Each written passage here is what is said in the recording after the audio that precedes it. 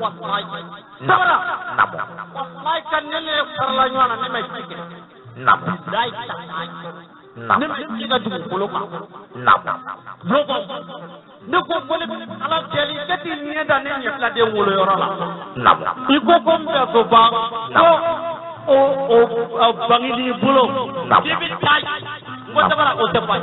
wallahi ni ko dali ne da ne wolo yoro la ko ko ni nyafla de wolo ne nyafla de ni ne ne ke kita bakiri na ngiri ne bai babu nyo boy keni yo fado jira ko ne ko ti babu nyo na o ne ko to mai dile na ne ko la bu ni to keni ka ne ye babu nyo ni ne bai jabara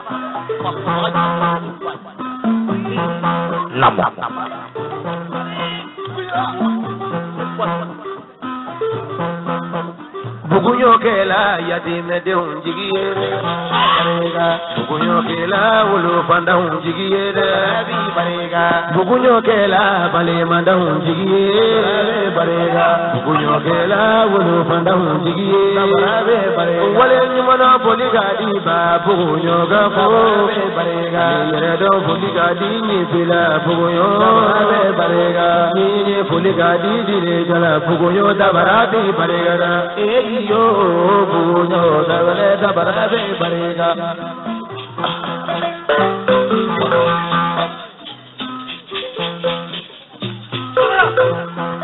wallahi sinya tade nena bollinya alaken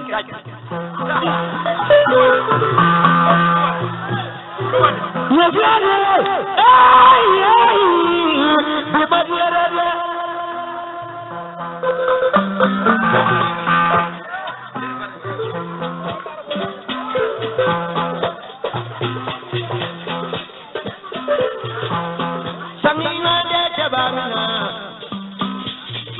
mambe bali mati jabamina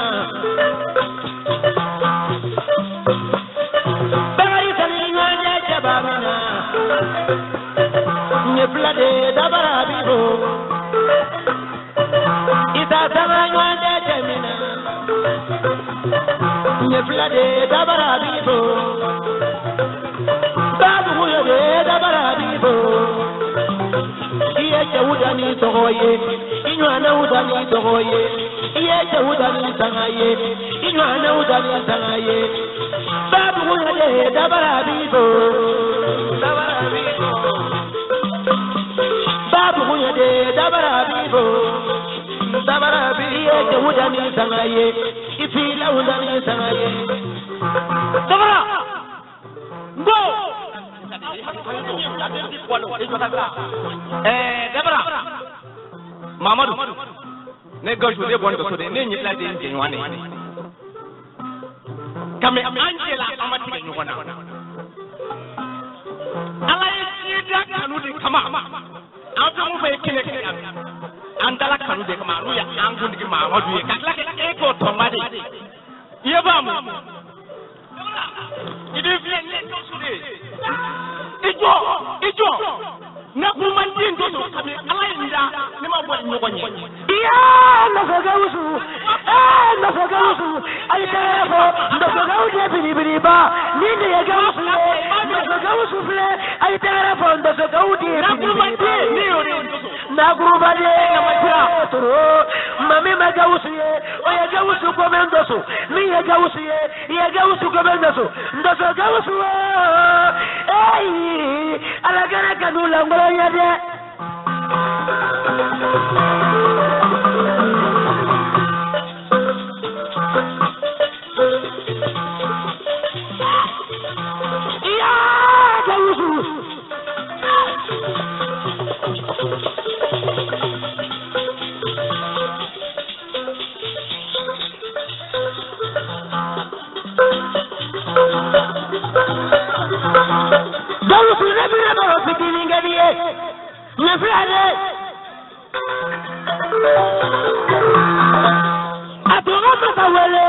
atonga masawele ndosoga uje biribiriba akuna ne mamaru yere pala wonye ni ndosoga usibe wanye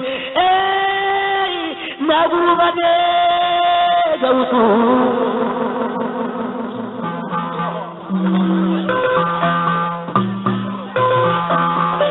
Shafaribra Mamko ko binani ke dima ane yala kuki fa kone nyefla dembo dabara wallahi ko ndo so gausu yeflabe isiki ngakumadoni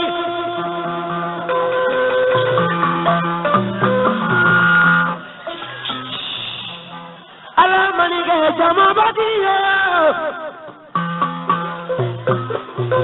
gausu ibi tusu masumanya jena ni ala ike jama badiyo gausu isa ay magaji bonita ay jikelew ni yenye flade wele ninga ndo so gausu wele ne mana ye flade wele kando so gausu wele cheba gorodo de be jamana ni ma wele me fitiri wale ya ni ma wele ne mamadu be toro ay madukulu wele gaka gere na doni madukulu be min do so gaude jigi do maza e ma gausu ye kan ne mamadu so ba flabe lawo na guruba de san konne kalo ko men do so gaude bini bando so gaude jigi na gorawulu bulu mi de baga mo ma fika la yini bazuri nyede ye madu wele la guruba de jigi na gorawulu bulu mi de baga mo ma ni ma la yini kana do so gausu la yini ni wulu yiki be dieto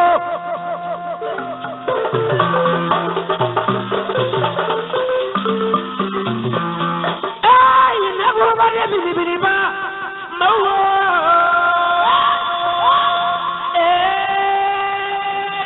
gausu ibi tusu masuma don Kulibali gaide na gamane do wajabe ne maranye flade da ne sanyi wule kando so gaude bini ba wule gausu ne mamadu mi wule me fitire wala ya wani mamadu yi bari ga kuma ne mamadu ye doni ga sirban go ay hajatu ay mada ala mambe kala da don kanna mona duna mambe kala bla pew sirban go amisu ala woy cheni jole blani soko de no ka bondo so madu kulbali ala ga hina burama jana abedu kulo jukuro be burama jan dergale le ala modu dabara ngone de laka fenye na madu togo bana jamana ko ro pew ka to madu togo sabai madu wolo aflani modu dabara fle madu nyima fan nde laka fi amadel ka fi dabra nye flade bujana ala ne teridu kulubala kadu wandogonu aye ni ba fle afle ni ba do ado bala mini ne kuruma de ndoso gausu da mele serebugo arsigile flene wallahi furondodo na dure nyena feka seti yele ka kofe ni ye kuruma de mine ima ko jugu ke kapi ala ya da akwa mashira jeliyen wa ta shira jeliyen foka jiyen wuli dabra ne to ma de ye nye fla nye ka bo bugu jana nye jugu langari do na jeliye afla na majiye furondo do na kalinye na idisa dabra kuma jaman de ne fe beni sedo dabra nyingo me wardi ma mbaji ma dabra kan de wardi ma fuka jeba vlere do seko de no kram ko seko de no haga mbe haga to nyine ke sirba zo je anam zo dimisena ma korba billahi wallahi ni baro wulla dabra fan ga den do so bayi dabra dukuna ma de do bubaki alai talo alai ka kemenani dima dashi kemenani bugu jala nya fla de buyado mordobra ika kemenani fle ko ga dima ala so gisa ko talo alai e ka tɛmɛ ni filɛ ni fila den bonyana amina dabra mais fɛn dɔ f'i ye billahi wallahi ne filɛ kana jɔna ko ne ye digisɛni ye n bɛ fɛn f'i ye sini billahi a ye hakɛ to ha n ka foli b'a bɛɛ a ye hakɛ to n'i y'a ɲɔgɔnna ye maa bolo billahi i ye ɲininka n bɛ taa k'i k'e kuma fɔ hali kiyama jɔ don dososego dɔ yen nɔ nka i yɛrɛ lankolon tɛ ala ka barika b'i la an bɛ kɛnɛ min kan sisan Kirimanso ko ne bɛ aw fo ka aw barikada wallahi ne tɛ jeli ye dɛ a kana fɔ ko ne jeli ye dɛ jeliw bɛ yan n bɛ hakɛ to ɲini k'aw fɛ bolo fila bɛɛ bɔ. dɔnni mun de fɛ bara. alayi a barika ye alayi mani sande. mu fila don jigi dɔɔni ta.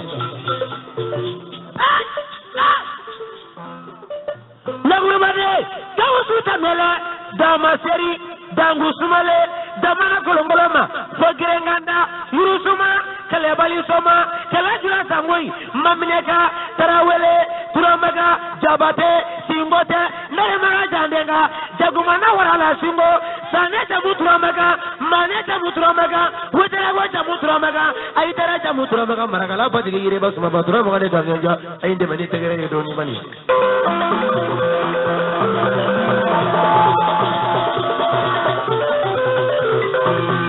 Mambo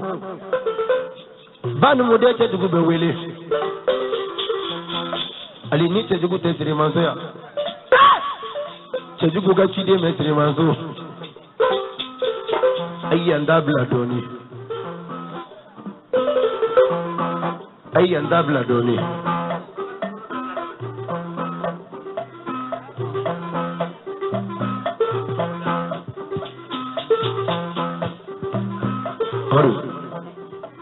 la donner là.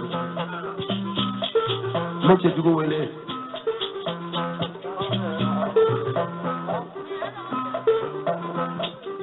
Bayele,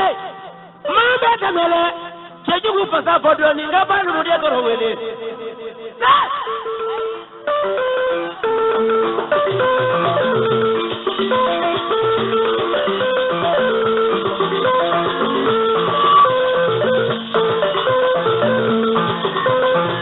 Awakuye ngelengu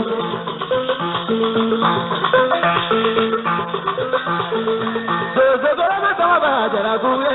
dabara wara kuye jongulu awakuye ngelengu Zogora mataba jara kuye dabara wara kuye jongulu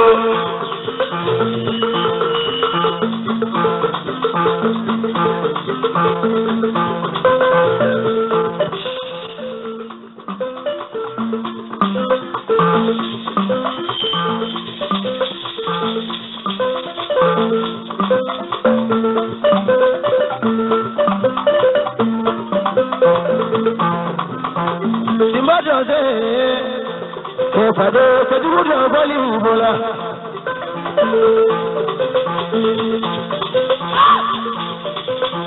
Mana to do banu do Dugo do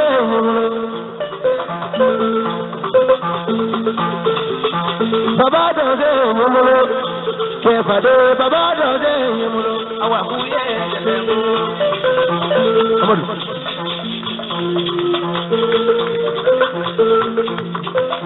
Baba do mulo ke fade baba do mulo awa kuye ngelengo Simana ni yedoni banu mude Dugo ni yedoni awa kuye ngelengo Baba do mulo Bravo ba, todo boli mulo awa kuye ngelengo